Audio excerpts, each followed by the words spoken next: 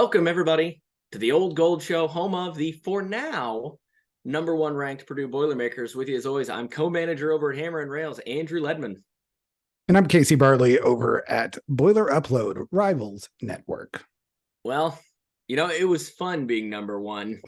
It always is. And then just like that, it's going to be snatched away come Monday because Purdue heads to Northwestern, which has suddenly become Purdue's House of Horrors, and loses 92-88 in overtime to the Northwestern Wildcats. They fall now to 7-1 on the season. Purdue currently 0-1 in the Big Ten, last place in the Big Ten. It's going to make a great story when Purdue comes all the way back from last to win the Big Ten. So that's the positive spin on this one. I'm trying to find something. Casey, you, of course, were in attendance at the game. Great first half for Purdue for the most part. Really terrible second half.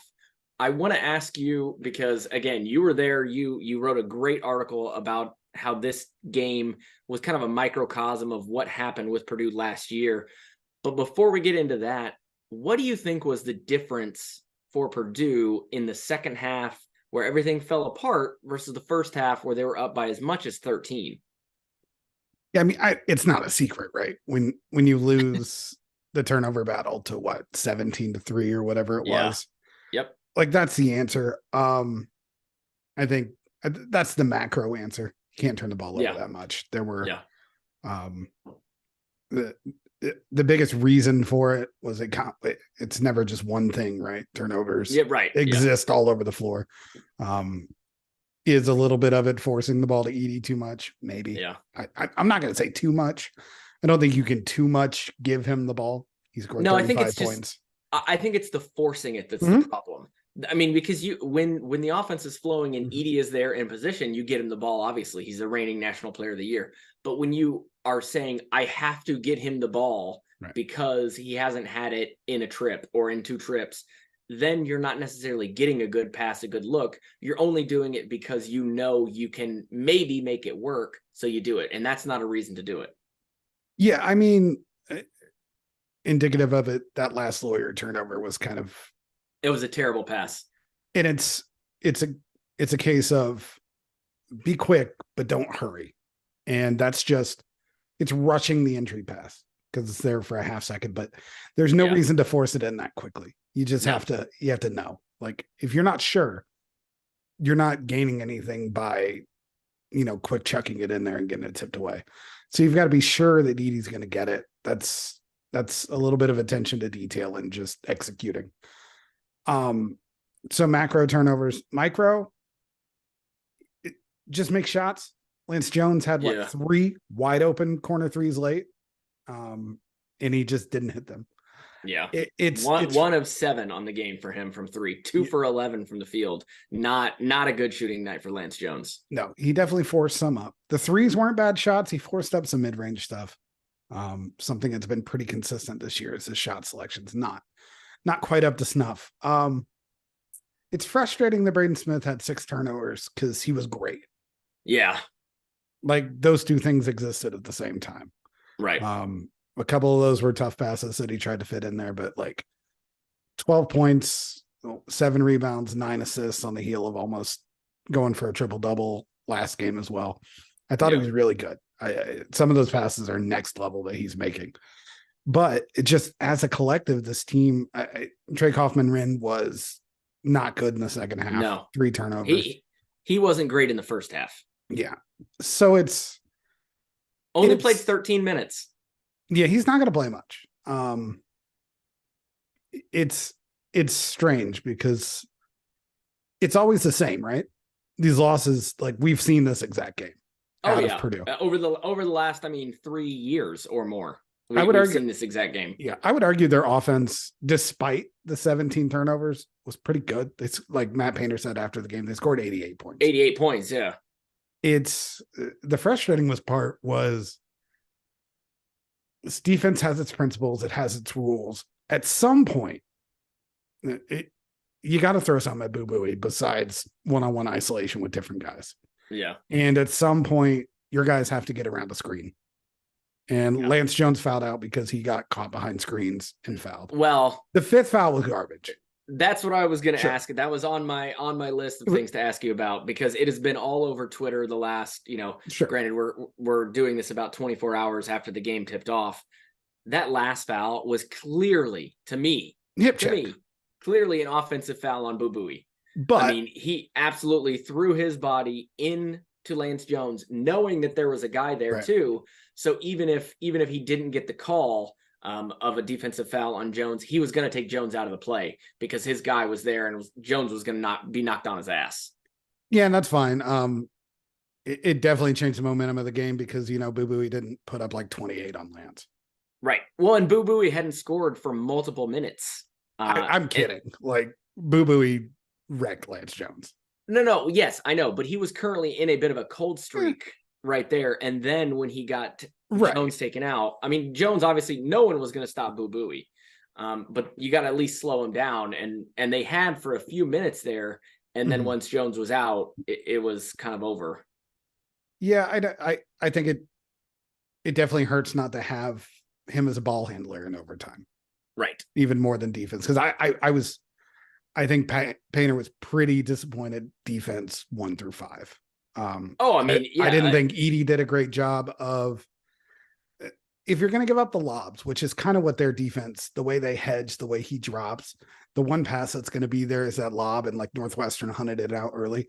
I think Purdue's I know they're fine with it because Painter literally told me that's what they give up. And that's fine. But if you're going to do that, the trade-off is that you're supposed to be around the ball. So you have to stop, Boo Buie in the mid-range, and they just couldn't. Yeah. The frustrating part is that, once again, Matt Painter's not wrong. If you go back, I went back and, in a haze this morning and rewatched most of the game. Northwestern made tougher shots than Purdue. Oh, yeah. They made a lot of tough shots. Every Boo Buie mid-range floater at full speed. It's the shots he makes, but those are insane shots. Those are just like living off those. It's just terrifying. I have no idea how he does it. Yeah, I don't either. I tell you, I think we talked about this when it happened over the summer. When Buie announced he was coming back, I was mad because that guy has just wrecked Purdue. And I knew if given the opportunity, he would do it again. My hope was that the rest of the team would pick it up and Purdue would still be able to win, because I knew Buie was going to get his. Just like when you play Zach Edey, Zach Edey's going to get his points, and you got to figure out what you're going to do on defense against the rest of the team to prevent them from picking up the slack. And Purdue just didn't do that against Northwestern. I mean, Buie absolutely wrecked them, as you said, but then they've got, Langborg was 4 of 5 from 3. Barry was 3 for 5 from 3. They're just letting everybody do what they want. I mean, I don't even remember which guy it was last night during the game. They said that is the first 3-pointer he's hit on the year. And of course, that was the big guy they let up top. It was his second of his career. That shot's fine. They're fine with him taking that shot. Yeah, I mean, of course you're fine with the shot, but of course it went in. The issue to me is, how does Purdue only make Northwestern turn the ball over 3 times? Yeah. If an offense is only turning the ball over 3 times, they're not trying hard enough. Purdue's defense is not making it hard for teams. No. And it's got to be harder. What's the point of depth? What's the point of Lance Jones? And you can be up on a guy, but as soon as a pick was set, Lance Jones is 3 steps behind a guy. Braden Smith isn't even attached to a guy. Fletcher Lawyer, not attached. If what I'm taking away, and I'll be asking Painter about tomorrow, did Camden Heide earn a lot of minutes? I thought he was really good. I thought as a redshirt freshman, stepped up late. I thought he guarded Boo Buie as well as anyone. I thought he tried his ass off from the start. Oh, yeah. And I don't think everyone did on defense. No, and I mean, he got 18 minutes in that game. And when I saw him continuously be on the floor, I was surprised. Not because I don't think Camden Heide is a good player, but because it was such a close game, such a tight game, first Big Ten game on the road, and you've got a redshirt freshman in there just logging minutes, whereas you've got guys like Ethan Morton, who only played 8. You got Caleb First, who only played 11, and you got Camden Heide out there with 18, which, I mean, he acquitted himself well. Painter had the choice. Was it Ethan Morton he was going to trust in overtime to guard Boo Buie? or Camden Heide. And it was Camden Heide. I think that says a lot. Yeah. It's weird because, the article I wrote this morning at like 2 a.m, whenever it was, there was not any sense of panic with this team. Not concerned. It was almost like they had an energy of acceptance that they knew at some point they were going to lose. Do you mean during the game, before Afterwards, the game, after the game? After the game. Like last year when Purdue lost this game, they were mad. Yeah. Obviously, especially Zach was a big reason for that. In this game, like you can't complain. Sure, there was a Lance Jones miss. I thought Braden Smith got. If you want to get mad at something, it's the Braden Smith no travel call late where it looked like he got hipped with a hedge. It did look like he got a tie game. Yeah. What would have been the last possession, but overall, good reffing. Edie went to the line 20 times, but it was just this general sense of this loss doesn't mean anything going forward. And I don't know how to feel about that. I think it's right. I think that's got to be the added benefit of all the pressure in March, is that it literally doesn't matter what happens in November. Purdue could go undefeated through the season and no one would believe in them in March. Right. So like, there's no pressure really to win during the season because nothing they can do during the non-conference, during these early conference games is going to prove anything to anyone. It's not going to shut anybody up. You're going to get the Fairleigh Dickinson references, the Peacock references, whatever it's going to be throughout the entire season, no matter if Purdue goes, undefeated. You're absolutely right there. There are a couple things you mentioned that I want to pick up on. I do think the refs did a decent job. I don't think they were a factor kind of in the game that caused Purdue to lose. But I will point out there were 73 free throws taken in this game, and that is just far too many. It made the game longer. It made the game a little bit more difficult to watch. And there were also 56 fouls called. So I don't know if that's just because of how Purdue plays, with Edie down low and everybody's going after him and constantly on him. I'm sure that's a factor, but this is not really the kind of basketball most of us want to watch. This is how conference play starts. Yes. Because they've got edicts. You're right. Yeah. And it'll slowly throughout the year be like, no one enjoys this. I mean, your exact sentiments right now is that no one wants to watch this. No one wants to play it. No one wants to call a game like this. And it'll slowly get back to a slog. And this time in 2 months, we'll mark it and be like, at some point, someone's got to call a foul. This isn't basketball either. Right. Yeah. And the other thing I wanted to say is, you talked about the switch offs on the screens, and Lawyer just continues to struggle. They were even pointing it out on the commentary that, if I'm Northwestern, I'm just doing what I can to get my guy or to get Bowie with Lawyer, and then I'm just taking it right to him. And that is a problem. That is a problem going forward. We've talked about how Ethan Morton has struggled on offense, and you put him out there and it's kind of like 5-on-4 at certain times. He wasn't the answer defensively. No. And that's a bad matchup for him. Yeah. But I mean, if Lawyer is continuously roasted on defense, we got a whole other problem as well there. So I don't know. Yeah, I think that's something you definitely kind of have to tip your cap to Northwestern, because that advantage is always on the court. No matter what team you're playing, you probably have a guy off the ball that can take advantage of Lawyer. But how many teams are that disciplined to just do it over and over? And Northwestern was really good at that. I think they have, from last year's win, I think they have a lot of confidence against Purdue in a way that really makes them believe in doing that and sticking to it. And they didn't waste 3 turnovers. Yeah, it's just incredible. Kudos to them. So any final thoughts on Northwestern before we talk about bigger picture after the break? No, I think most of the thoughts are big picture, because it's another loss where Purdue on paper won the game. They got better shots. And once again, they just keep losing those games. And a lot of it's obviously. We got a fine bomb with us here. It doesn't matter what the score says. They won the game on paper. I know. It's like wink, wink. Because that's what, if I'm going to push back on anything against Painter tomorrow, which I'm not, because it's not a contentious relationship. Like, he answers questions. That's good. But it's just you say that you said it all last year. Your team can shoot. you get better shots than other teams. So why do you keep losing these games? Right. Yeah. At some point, you're doing the same thing over and over again. And right. I know you don't want to change. I know you want to believe in that because in theory, those are the numbers, but like at some point, the same game just keeps happening. Right. Right. So we'll talk about that. Keep that on your mind. We'll be right back and talk about big picture. As you guys know by now, we've partnered with BetMGM Sportsbook for this college basketball season. We're going to be using BetMGM lines to make all of our picks and predictions throughout the college basketball season. And we are going to have special offers for you, the listeners and the viewers on the Field of 68 each and every week during the season. If you haven't signed up with BetMGM yet, use the bonus code FIELD1500 and you will get up to a $1,500 first bet offer on your first wager on BetMGM Sportsbook. Here's what you got to do.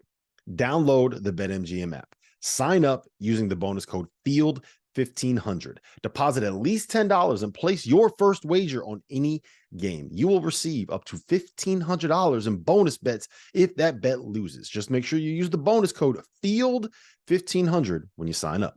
And remember, BetMGM is now available under one wallet in select states. As a New Jersey resident, this is super convenient for me when I have to go cover games in New York or Philly. When crossing state borders, just log into your existing account instead of having to create new accounts in each state that you go to. And most importantly, I got to let you know, we do have some fun stuff coming up for this college basketball season. Bet insurance tokens, college hoops odds boosts, my personal favorite, parlay odds boosts. So download the BetMGM app today. All right, folks, and we're back. Casey's got his Coke Zero. I've got my water. Let's talk big picture. As I said, Purdue 0-1 in conference now. Neither of us really think that matters. Purdue wasn't going to go undefeated in the Big Ten. Long way to go in this conference season. Now, Casey pointed it out before the break that we've seen this same game a number of times over the last 3 to 5 years. We've seen Purdue basically lose this exact same game where they cannot shoot from three. They allow someone to go off on them on the offensive side. They can't get the turnovers on defense. I mean, we're seeing the same thing. Now, we've heard from Matt Painter. We interviewed Matt Painter ourselves. And, he talked about, he looks at the numbers and he does what the numbers say. Is there a problem, you think, in general with that analytical type approach to coaching? There's not a problem, but I think it makes it easy to game plan against if you know what the defense is going to do. What do you mean? So, what do you mean? Northwestern wanted to give Boo Buie a lot of mismatches and isolations. They knew how to do that. Oh, okay. I see. It didn't take that much work. And they knew pretty confidently that they could do that for 40 minutes. And there was no count. Now, Painter is going to say, and what he said after, like, his guys have to get through screens. That's correct. But while the game's happening and they're not, what's the answer? Right. What do you do in game? I think that's one of the complaints I see most when people comment on our stories, whether it be on the website, whether it be on our Facebook, whether it be on Twitter. It's always, well, what is he doing in the game? Why is he getting out coached? Why is this happening? Why is that happening? And I don't agree with like 99% of the comments we see that are so negative toward Purdue and so negative toward Painter. But I do wonder, what is the counterpunch when something like that happens to you? Because we've seen it in the NCAA tournament. We've seen it in the regular season. And I don't know what Painter does to adjust to those circumstances, because we've seen a lot of games where Purdue loses just because of that, because there's this idea, and I think it goes back to what you said before the break, of Painter wants to believe he's right because he's seen it. He's seen it work. He's seen it win Big Ten titles. He's seen it win Big Ten tournament titles. He got to the Elite Eight and a hair away from the Final Four doing what he knows is right. And now it's not going to work 100% of the time. And that's just sports. Right. But you have to be able to change it in the game. And I don't know what he's doing to make that happen. Yeah, I mean, one thing that definitely happened against Northwestern that is uncharacteristic for Purdue and something that goes against what they teach is Purdue sent Northwestern to the line. I believe it was 32 times. Yeah. and you mentioned the whistle. A lot of those were real fouls. It's not Purdue, it's not Purdue getting shafted 32 times. They sent those guys because they were out of position, because they were behind on screens, and they had to try to get up and contest a shot late. Like, that's how you're going to get fouls. And Purdue, one of their major defensive principles is you don't give up free throws. Right. That's Purdue was the best team in the country last year doing that, and that's that's not carried over this year. Tennessee shot a bunch of free throws. Marquette got to the line pretty well. I know we're not gonna. The Tennessee game was whatever, but is that less of an aberration now than we thought? Yeah, it's a good point. It's a good point. We got two of them now. Like, Boo Boo, he's great. Maybe this Northwestern team, they're definitely better than I thought they were. If they get 3 guys scoring 20 a night, it's pretty good. I mean, I thought losing Audij would hurt them more, just from a defensive perspective, but apparently it did not. They didn't play well defensively. Well, no, but I mean, they played well enough offensively. I don't have. The turnovers are annoying. Like, it's annoying. It's frustrating. It's annoying because they're dumb. They're dumb turnovers. Yeah. And it's a lack of just focus, attention. You just get in bad spots. And instead of just calming, there's a forced nature to some of the turnovers where it's just you're not reacting or reading the court really. And you're just kind of getting in a panic and rushing through your stuff. So it's really annoying that the offense does that. But Braden Smith is playing at another level. Oh yeah, I mean, he's obviously the turnovers are a problem. Yeah, but we hope he can clean those up, and I believe he should have had 16 assists. Yeah, he made a lot of good passes that didn't work out. So somebody missed. And again, towards the end of the game, if Lance Jones makes any of those wide open threes that Smith created him, that's the game. Purdue was just looking to put him away, and they couldn't make a shot. Yeah. So I am optimistic about Purdue's offense in a way that feels very sustainable. I don't think there's a team that's going to hold them to under 70 this year. But the defense, and I mean, obviously that would be good. Yeah, but the defense it still feels like they're lacking. I don't think Jones has been as shut down as anticipated. Well, I mean, he's playing at a different level. I mean, no offense to Southern Illinois, and they're in the Missouri Valley, right? Yeah, and just I think it's an issue that Purdue can't defend the ball screen, and it's not Edey as much getting into action or not being up to stuff. The guards are just losing easy. They're letting the screens happen, and it's setting their entire defense off, just getting them out of sequence. One thing that I saw before the game, and I was pulling it up on my phone, prior to yesterday's game, current 3-point percentages for Big Ten teams, Purdue was first at 42.8%. Northwestern was middle of the pack at 32%. So then you look at what happened in yesterday's game. Purdue shot 26% from 3, 5 out of 19. Northwestern shot 50%, 10 of 20. So what does that say about Purdue's defense that they allowed Northwestern to shoot 50% when thus far this year they've shot 32?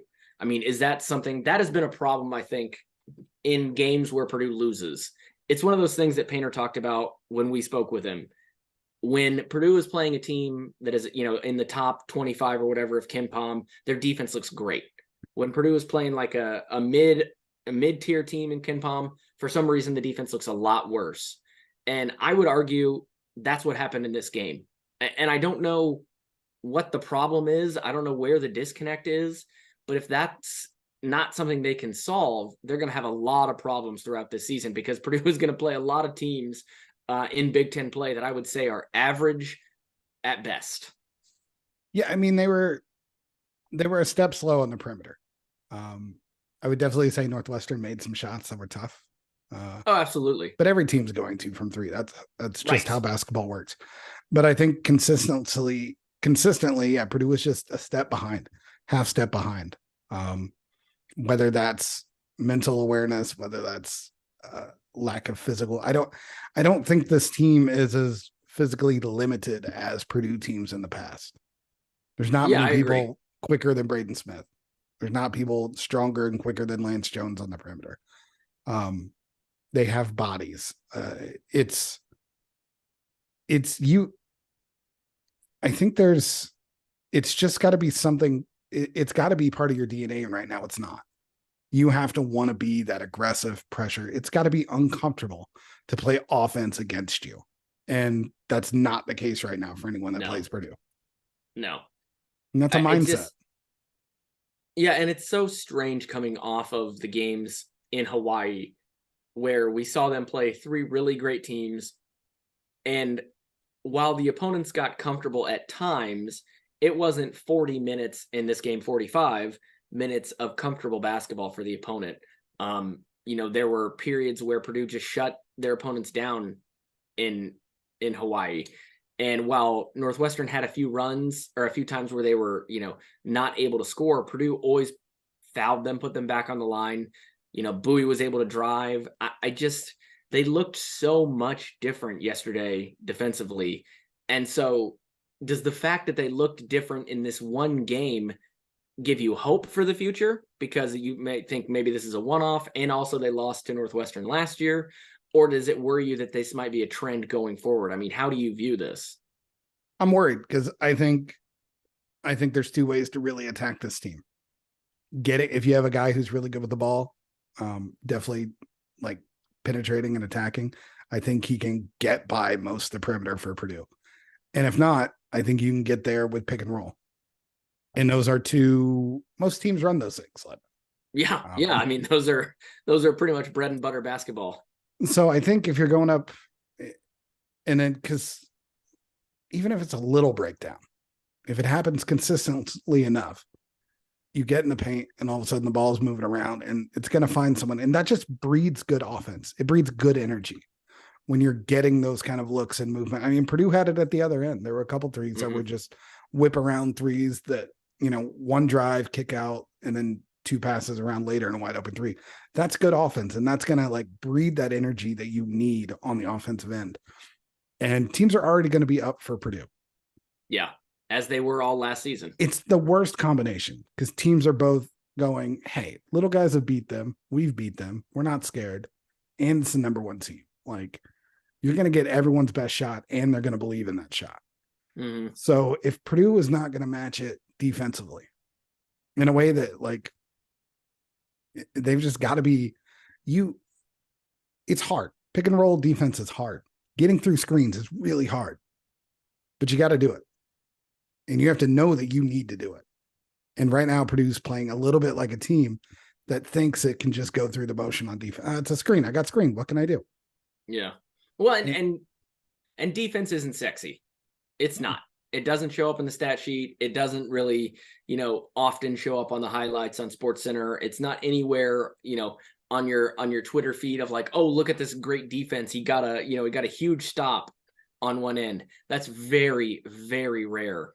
It's so much more fun and easier to play offense and get a dunk, get a great 3, do all that. Whereas defense is more of a grinded out attitude. Who's gonna put their foot down and outwork the opponent. And it's just, like I said, it's just so much harder and it's just not as glamorous. Yeah. So big picture, you do as much as, I've talked up this Purdue team, believe in them, think they're going to win the Big Ten. Don't think they're going to lose in the first round of the tournament again. Hope not. But it's almost like a blind leap because haven't really the same thing keeps happening. It happened again. Right. 8 games in, it only took 8 games for it to happen again. So it's just until you prove it, even if you believe it, you can't really, there's not a whole bunch that me and you can say that someone can't just go, well, I watched the games. Right. And it happened again. Yeah, it happened again. Yeah. This team, it's not supposed to happen again. You have Lance Jones now. You have Miles Colvin. You have Camden. And Braden Smith looks so much better. Lawyer's better. They got better. They're experienced. They're mature. They know what they're doing. The same games keep happening. But yeah. And I mean, the other thing I think that we didn't mention about this Northwestern game is the free throws again. Purdue missed 10 free throws, 31 of 41. They were 75%. It's Yeah, not but great. That's not why they lost. It doesn't. no, not why they lost. No, but so I got two questions left for you. First one's a little easier, so we'll go with that one. Given that Purdue lost, do we think Matt Painter makes a change in the starting lineup?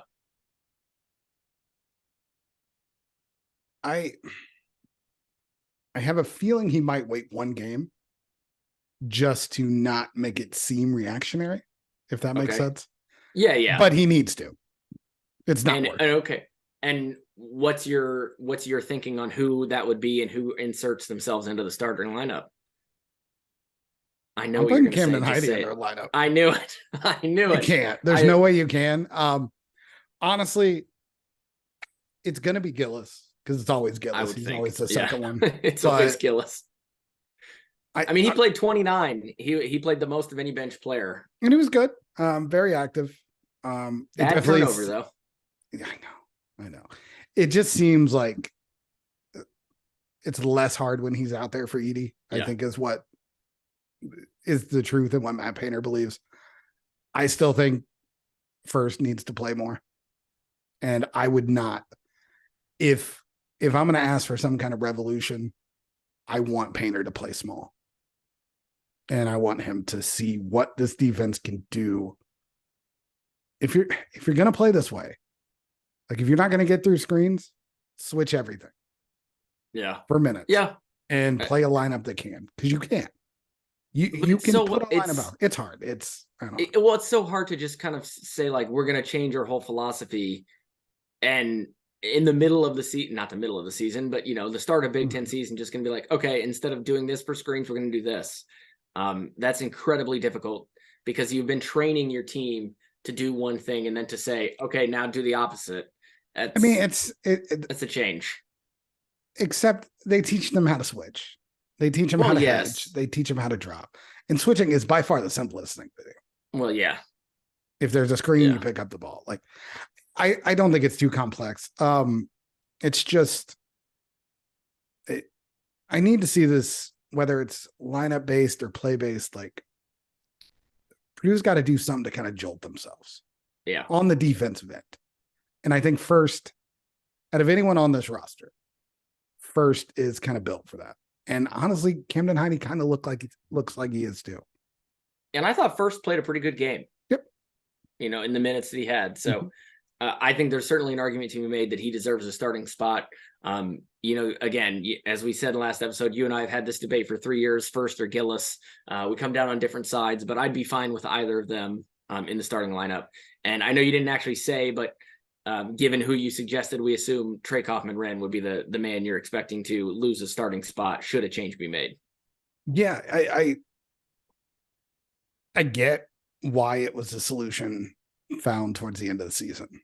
I get the offensive wanting, but with the growth of Braden Smith and Lance Jones and how dynamic the offense is, Purdue doesn't need points the way it did at the end of last year. I don't think the Trey Kaufman-Renn, Zach Edey thing works. I don't think it works at all. And there have been moments where it works, but you got to be able to have him, Trey Kaufman-Renn, on the second lineup, second unit when Edey does get a breather, which is very rare. Right. But I just think the two of them together doesn't work. Right. I am leaning that way. I think you're kind of getting. It's going to be a little less is more, because I think the more that Trey plays as the 5 is going to help get the most out of his minutes. Yeah, I agree. So last question. There's this kind of split among Purdue fans right now between nothing matters that happens in November, December, January, February, and because only March matters. And then there's the group that says, how can it be possible that only March matters? The Big Ten championship means something. All these games mean something, and all these games lead to March. Where do you come down on that? And does this game against Northwestern change how you view that dichotomy? I mean, it's not going to be a satisfying answer. It all matters, but only the loss in March. A loss in March is the only one where you don't get to play again. Yeah, I mean, a loss in March defines you. A loss in March defines your season. So people will think of last year's Purdue team as the 1 seed that lost to a 16. They won't often think of them as the team that won the PK 85, won the Big Ten, and won the Big Ten tournament. Right. It's unfortunate, but that's how they're going to be thought of. But it was so funny because we see these comments all the time of after Purdue won in Hawaii, it was, well, it doesn't matter. Only March matters. So don't even celebrate this. It doesn't matter. And then those same people, when Purdue loses a game in December, the world is falling, the sky is falling, the world's going to crumble. And it's like, well, it can't be both. You can't not celebrate the victories because they're in November, but then, wallow in the defeats because it was December 1st. You've got to be a little bit consistent, but I know that's asking a lot for sports fans, myself included. Yeah. I mean, you need joy to get through a whole season. You need to enjoy the games. Yeah. I mean, if you're not enjoying watching this Purdue team, why are you here? I mean, you're not going to win every game. It's going to be frustrating. It's going to be maddening, but I've been a sports fan, my entire life. I've never watched an entire season and been happy after every game and been like, yes, that was just, even though we lost, it was fine. I'm getting to that point in my older age now that I have a son, but it's not the same. And by the way, Purdue's got another Big Ten game on Monday. Yep. And they're in Toronto. They're going to play a really good Alabama team. And then they're going to be in Indy playing against the number 1 team in the nation. And they're going to be number 2, number 3, number 4 themselves. I don't know where they're going to be. If they win the next 2, they're going to be number 1 again in 3 weeks. I mean, it's on the table. It's absolutely on the table. We'll have to see what the folks above Purdue too, and because Kansas beat UConn, so that's going to help them quite a bit. And Kansas lost to Marquette, who Purdue beat. I understand. So most of these hypotheticals, but also Purdue has already jumped over. Yeah, but Marquette just lost to Wisconsin, so it's already been a wild week in the top 25. If Purdue runs the next 2 weeks, if they beat Iowa, if they beat Alabama, and they beat Arizona, they're going to be number 1 again after that. Yes, probably. And they're going to earn it. Like, they will have earned it. They lost in overtime on the road to a Big Ten opponent. Yeah, not the end of the world. At the end of the world, that is not something that when we're talking about brackets and seeding and NCAA, they're going to go, oh no, Purdue lost in overtime on the road in the Big Ten to Northwestern. Right. Yeah, I'm with you. It didn't cost them last year. Nope. And their resume should be better than it was last year already.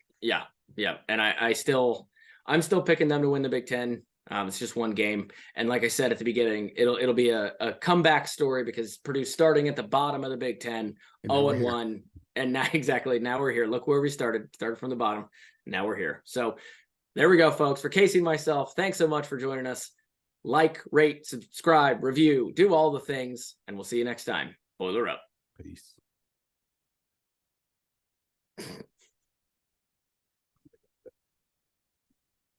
I will post this in the morning. Okay. All right, man.